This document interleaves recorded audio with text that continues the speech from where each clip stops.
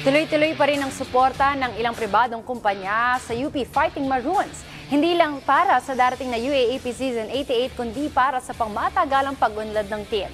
Ang detalye alamin natin sa ulat ni JB Junio.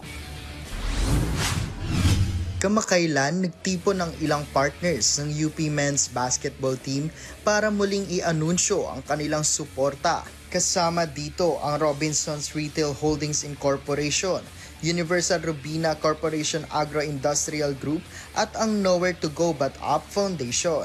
Hindi lang ito tungkol sa pagpapalakas ng team para sa UAAP Season 88, kundi para tuluyan ng mapatibay ang buong programa sa mga susunod na taon.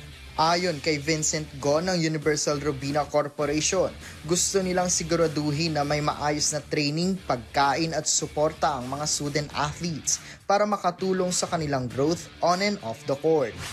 Well, first of all, sa athletes, sana makatulong tayo sa whatever they need for their training, meals, nutrition, balance, skills training, lahat.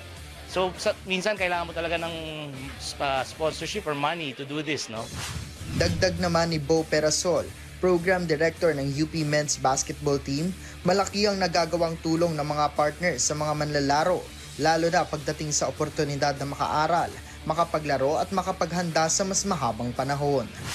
Well, napakalaki, kasi katulad ng aming off-season training, nanggagaling sa kanila yung aming mga suporta, ang aming mga training expenses, nanggagaling talaga sa kanila yan. And this training means a lot to us kasi napakalaking bagay para sa aming campaign every season ito, no?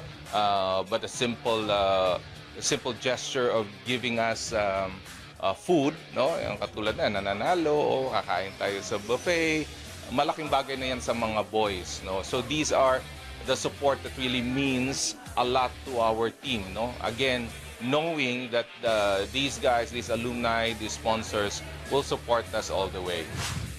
Ang suportang ito ay nakatuon sa holistic development ng mga atleta, hindi lang bilang manlalaro, kundi bilang mga individual na may malinaw na direksyon sa buhay.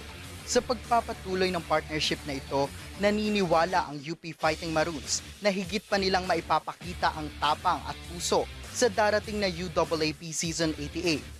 JB Junio para sa Atletang Pilipino, para sa Bagong Pilipinas.